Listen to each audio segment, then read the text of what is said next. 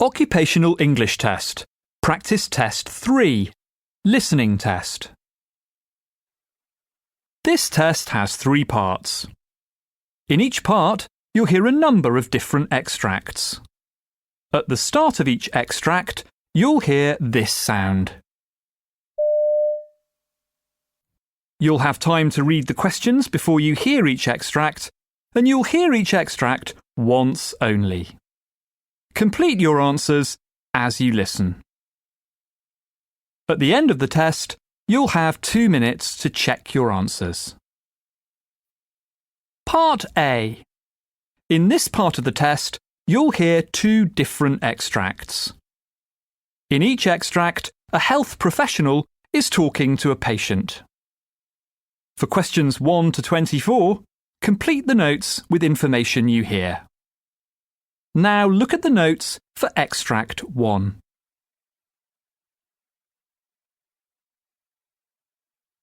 Extract 1, questions 1 to 12. You hear a pulmonologist talking to a patient called Robert Miller. For questions 1 to 12, complete the notes with a word or short phrase. You now have 30 seconds to look at the notes.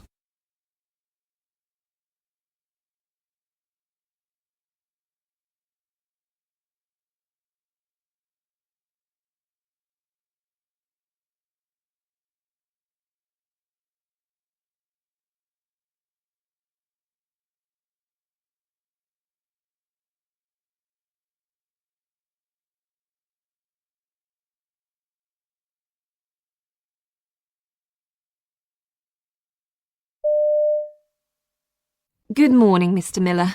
Now, looking at your notes, I see you've been having a few problems recently. Could you tell me a little about what's been happening in your own words? Well, yeah, it's a combination of things, really. To kick off, I feel pretty tired most of the time. Just haven't got the energy I used to have. Right. And I've got this cough. It's there all the time, and it feels dry. I mean, I'm not coughing up phlegm or blood or anything like that. But the worst thing, which really bothers me, is that I'm so short of breath. Even if I'm just getting dressed in the morning or going up a few steps, I have to stop because I get breathless so quickly. And I've lost quite a bit of weight, too. I mean, I didn't notice at first because it was very gradual, but all in all, I'm about 10 kilos lighter than I was 6 months ago. Right. I've not been dieting or anything. I love my food. Okay. And, have you noticed anything else? Yeah, just take a look at my fingers. The tips look swollen, don't they?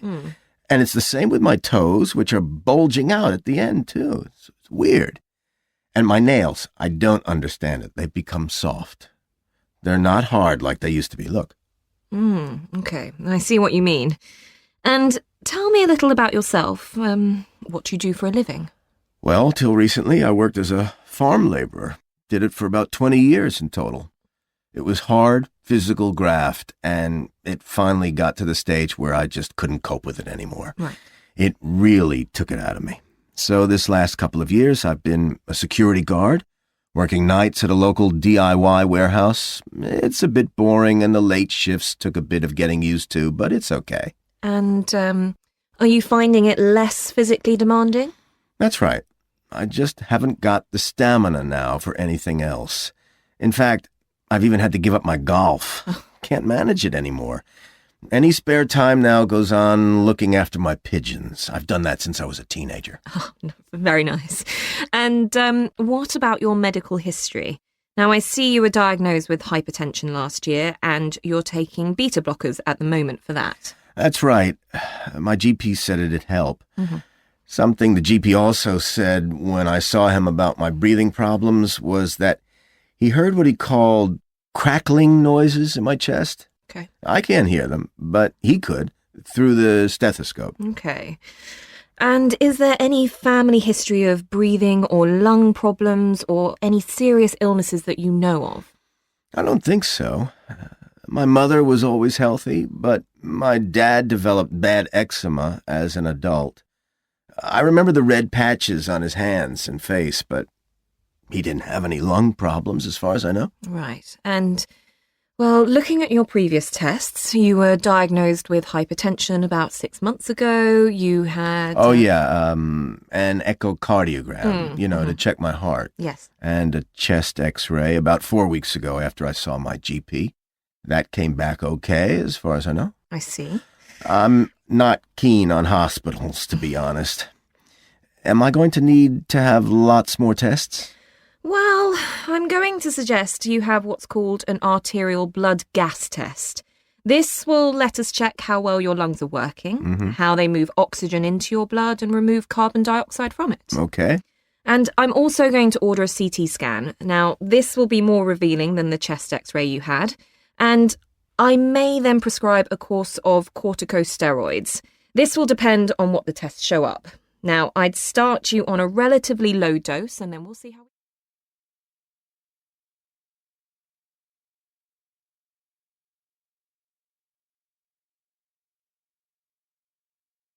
Extract 2, questions 13 to 24.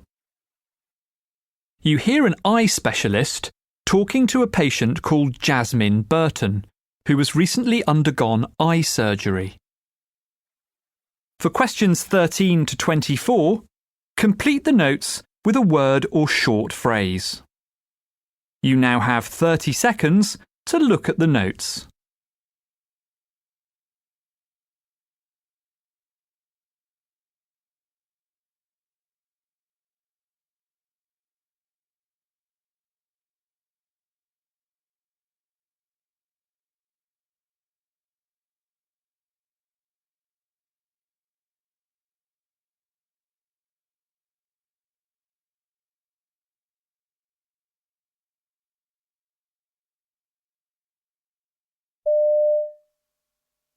I've got your notes here, Mrs. Burton, but as we're meeting for the first time, could you begin by telling me a little about your eyesight and the treatment you've had over the years? Did you wear glasses as a child, for example? Yes, since I was about 7. My parents were concerned by the way I held a book when I was reading, so they took me to an optometrist. He told them I had some kind of astigmatism. Am I right in assuming that's myopic rather than hyperopic? Well, yes, I'm nearsighted, if that's what you mean. That's right. Some people actually have mixed astigmatism. They're far-sighted in one eye and near in the other. Oh, well, that's not me. Right. And as well as my astigmatism, as you probably noticed, my eyes flicker. I'm not aware of it myself, but other people comment on it sometimes. I think you call it nystagmus. It meant that when I had my eye surgery, they preferred to use a general rather than a local anaesthetic. OK, so did anyone ever tell you what they thought might have caused the condition? Well, I was once told that my generally poor eyesight is most probably down to the fact that I don't have enough pigment in my eye. Right. On the whole, my eyes have never really caused me any significant difficulties, however. I've always had to wear glasses, so that's part of life now. I suppose the only thing is that driving's always been out of the question. I'd never have passed the sight part of the test. That's probably a good thing because it takes me some time to focus, which could make me pretty dangerous if I was ever behind the wheel of a car. Yes, indeed. Also, I'm useless at sports like tennis. I think that's because I'm poor at judging the distance between myself and the ball.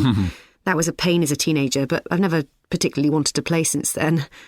And I've hardly had any issues at work because of my sight. I'm a receptionist in a hotel, and I've never had any difficulty reading computer screens or anything, fortunately. You've had your eyes regularly checked throughout your life, presumably. Yeah, that's right, every couple of years. My prescription has changed a little over time, but not that much. Though I certainly couldn't manage without reading glasses these days. About 3 years ago, I was told a cataract was developing in my right eye. Right. It was a few years before they decided to remove it. That was this February. And it all went very smoothly. Good. And you were pleased with the result? Yeah, I was, thrilled. If only all our failing parts could be replaced so easily. However, when I had the routine checkup a couple of weeks after the operation, I was told there was some clouding, opacity. Opacity, yeah. I think was the word they used, in the capsule containing the new lens. It's a bit disappointing. They could clear it with a laser if it gets to be a real problem, but my flicker makes that rather a risky option. I knew that there's a greater chance of developing a detached retina after a cataract op. Yes. but I'm glad to say they found there wasn't any evidence of that in my case. Oh, good. All they did was make an appointment for me to be checked out again in 6 months' time. But they said I should get in touch if I felt concerned about my eyes. And is that what brings you here today? Yeah, because I am bothered about a couple of things. So firstly, I've noticed more floaters than usual. I Right. don't know if that's something to worry about or not. More annoying is the fact that I'm much more troubled by glare than I used to be, so I wanted to ask your opinion on that. OK, well, let's start by...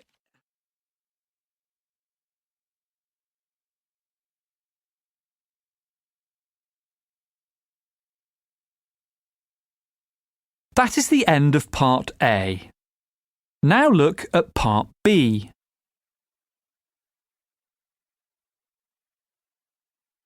Part B. In this part of the test, you'll hear 6 different extracts. In each extract, you'll hear people talking in a different healthcare setting. For questions 25 to 30, choose the answer A, B or C which fits best according to what you hear. You'll have time to read each question before you listen. Complete your answers as you listen. Now look at question 25. You hear a nurse briefing a colleague at the end of her shift. Now read the question.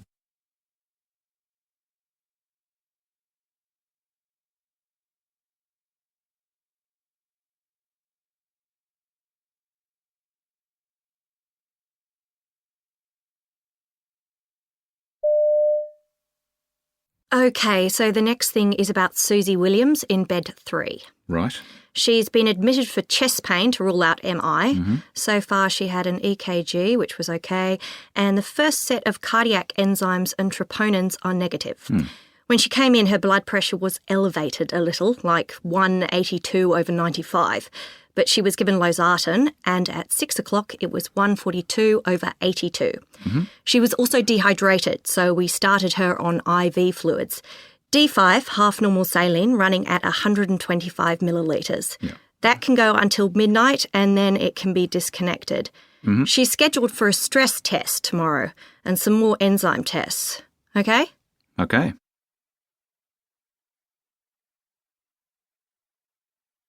Question 26. You hear part of a hospital management meeting where a concern is being discussed. Now read the question.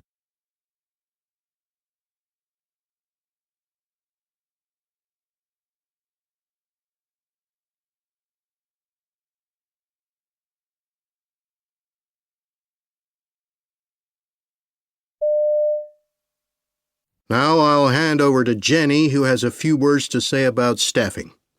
Jenny? Thanks. Now, if we compare ourselves to other hospitals of the same size in other regions, we're actually recording lower rates of staff turnover. That's just as well, given the challenges filling vacant positions across the sector. Where we do compare unfavorably is in the number of days lost to sick leave. That's making it hard to maintain full cover on the wards, and we all know the costs of that. As a matter of urgency, then, HR are looking into the worst affected areas to understand the reasons behind it and to see if there's anything we can do to help and support the staff involved.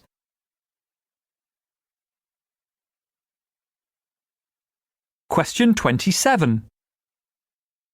You hear a GP and his practice nurse discussing a vaccination program. Now read the question.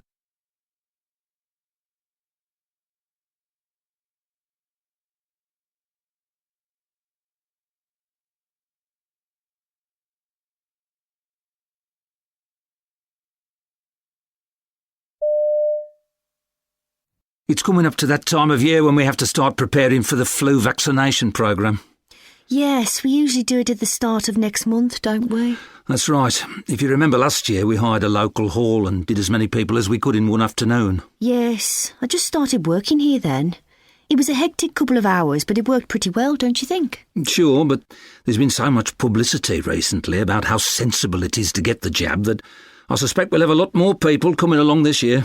So we better think about taking on an agency nurse, perhaps, to lend an extra hand. OK, let's run that by the practice manager, and she might have some other suggestions too.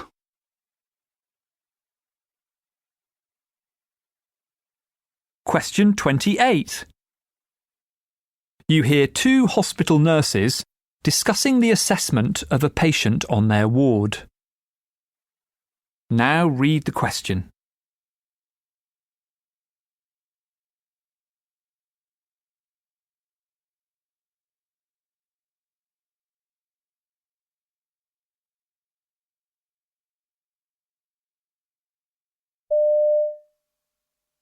The bed manager just rang. He wants us to clear 3 spaces in the ward today. Oh, it's never ending. Let's see what we can do. There's no one ready to be discharged, but we could try chasing referrals for Mr. Davison to the community hospital for rehab. Where are his notes? Yes, but has he had his assessment yet? They were all away at that conference yesterday and the day before. I think he'll have slipped through the net. But Dr. Amat's already got him medically stable and signed off, so he should be the next one to move on. Well, I'd get him there as quickly as possible before they give the place to somebody else. I'll phone them straight away.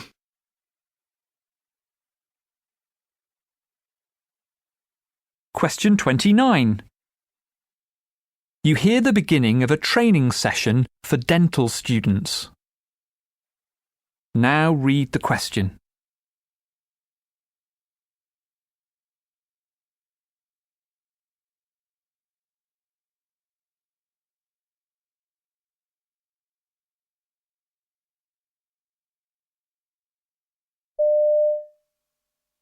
This is session number 4, which is going to include, again, impression taking.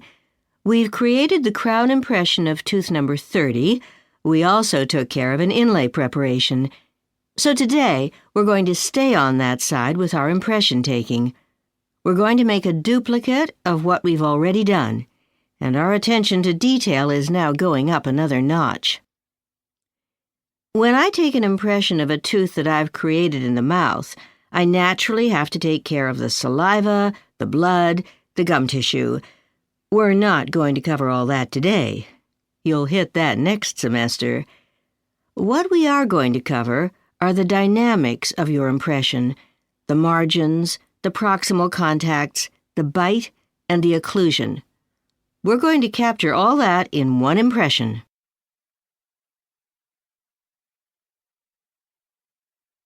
Question 30.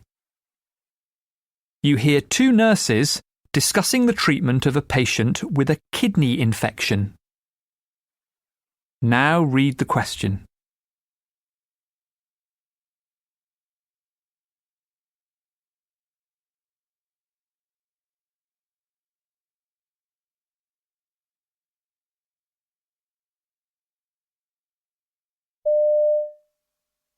I can't see the results of Mr. Roberts' last blood test to check creatinine levels. Did you do the last one? No, not me. Let's see. Here it is. The last test was 4 hours ago and results show a level of 38, so it's still well below normal. We better do one when he wakes up, as it might have changed. The patient's not keen on needles, though. I had a real job last night trying to convince him it was necessary. Not the easiest of patients, if you're happy to have a go. OK, my turn, I reckon.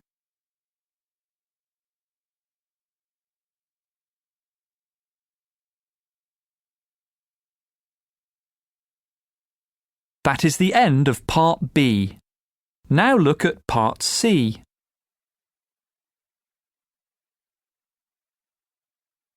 Part C. In this part of the test, you'll hear two different extracts. In each extract, you'll hear health professionals talking about aspects of their work. For questions 31 to 42, choose the answer A, B or C which fits best according to what you hear. Complete your answers as you listen. Now look at Extract 1. Extract 1, questions 31 to 36. You hear a geriatrician called Dr. Claire Cox giving a presentation on the subject of end-of-life care for people with dementia. You now have 90 seconds to read questions 31 to 36.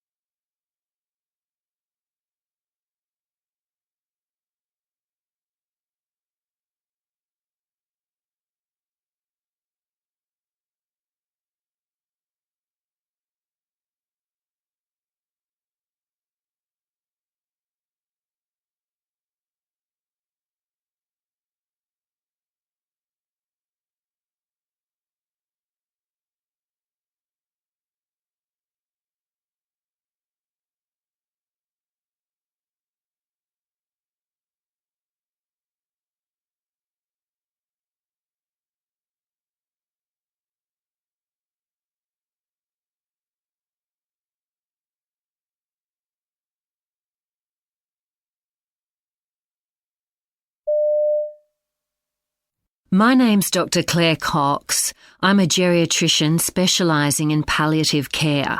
My topic today is an increasingly important issue: end-of-life care for dementia patients. The care of dementia patients presents certain problems. Dementia is a terminal illness and is the third highest cause of death in Australia. But dementia is different from other such conditions. It has an unpredictable trajectory, and there can be difficult issues around patients' mental capacity, decision-making and communication.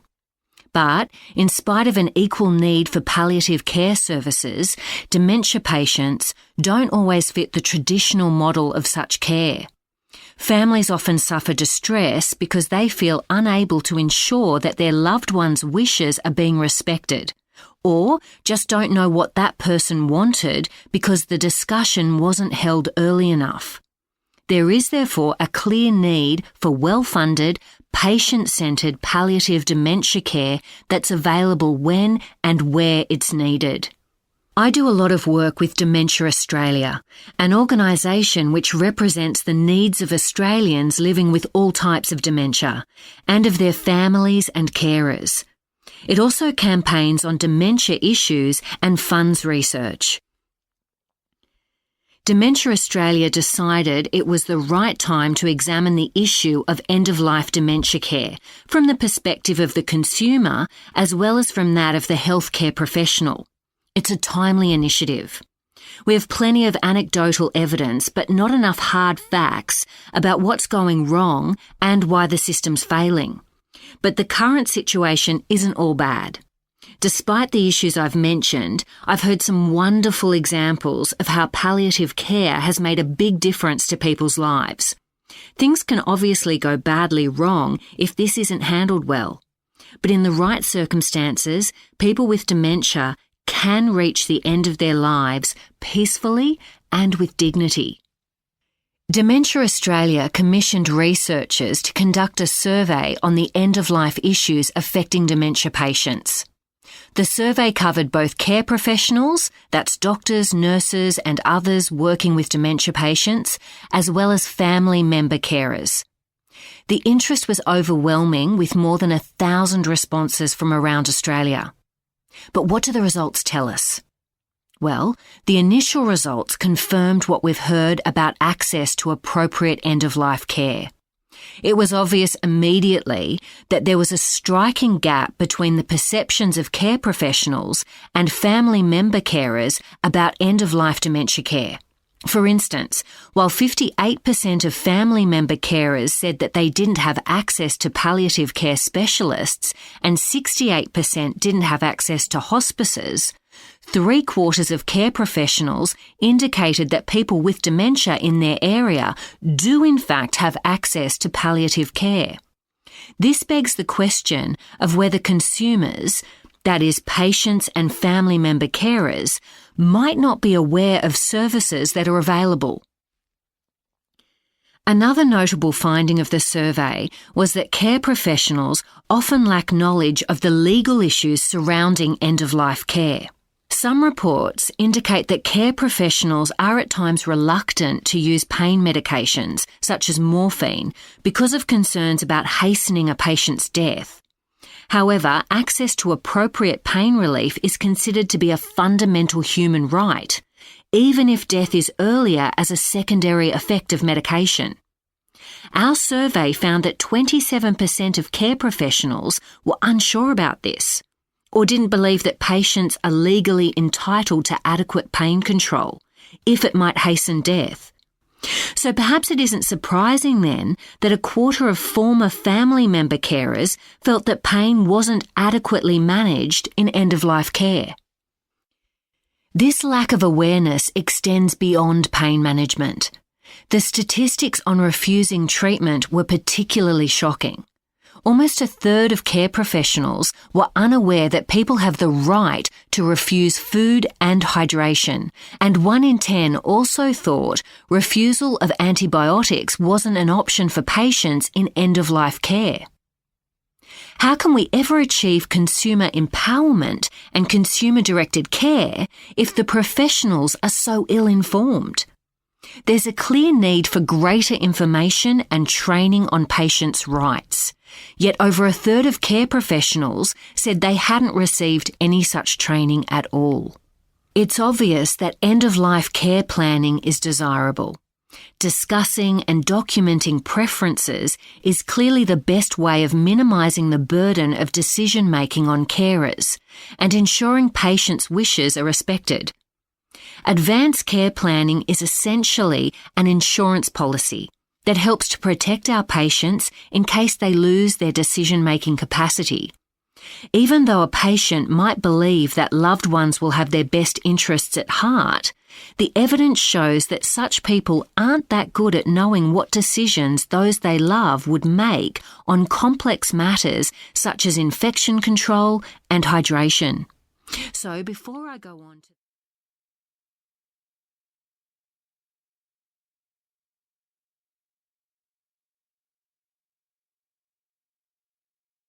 Now look at Extract 2. Extract 2.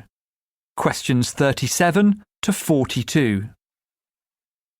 You hear a hospital doctor called Dr. Keith Gardner giving a presentation about some research he's done on the subject of staff-patient communication. You now have 90 seconds to read questions 37 to 42.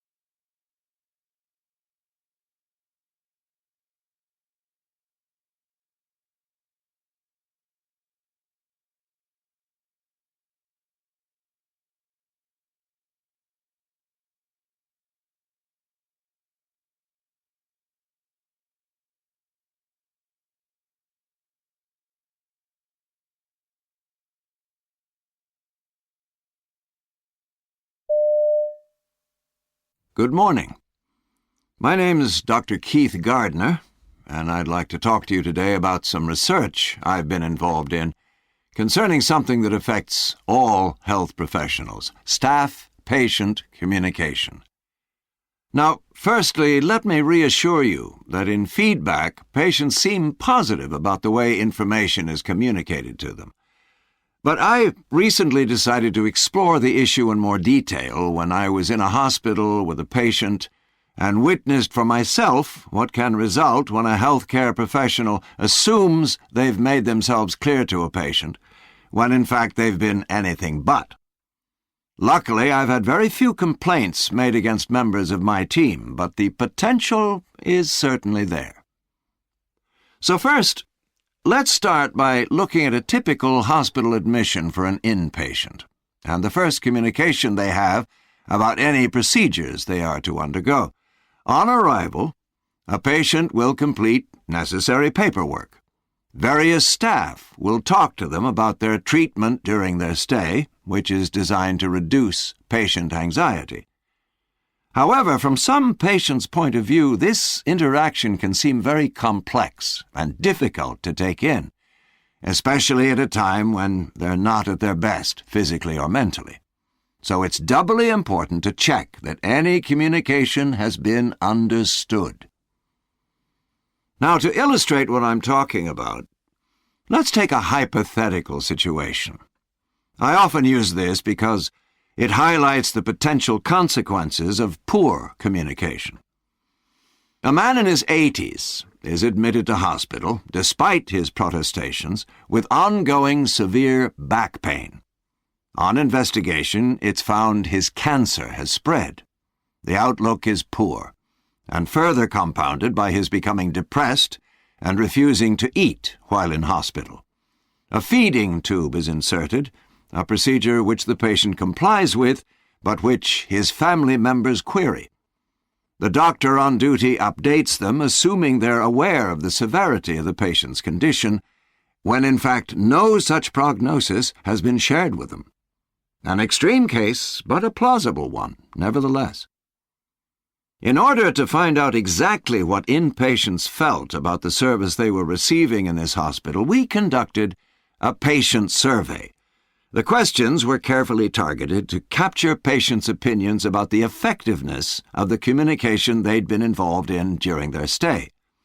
The survey questioned patients on both what they had expected prior to admission and what their stay was really like. These two scores were then used to calculate what's called a gap score. The survey also included questions to measure the patient's behavioral intention, that is, how willing they would be to return to the hospital for treatment.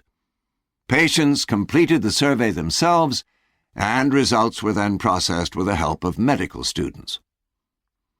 Now, the survey produced some interesting data about communication, including both praise and complaints.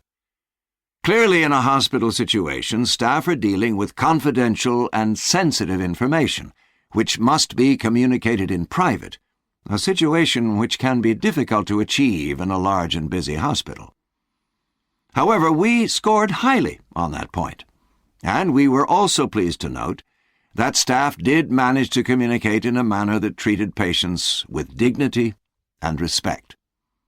Of course, staff also have to ensure patients fully understand what's been said to them, and this last point's where we received the most negative feedback. Both patients and relatives noted a tendency for professionals to resort to the use of jargon and complex terms when explaining both diagnoses and procedures, which left some patients confused. However, patients were generally satisfied with the information about any follow-up treatment provided after discharge. Also, once we'd sifted through all the results, a clear pattern began to emerge regarding the care given by nurses, which I found particularly interesting. I'd assumed that having a number of different nurses attending to a patient during their stay was a good thing, because you need enough staff to cover the various shifts and attend to patients' needs. What I certainly hadn't expected, though, was for patients to say they felt their recovery was faster when they had to communicate with only a small number of nurses. In other words, when they were surrounded by familiar faces. The findings aren't conclusive, and more investigative work needs to be done on a bigger sample, but it's certainly food for thought.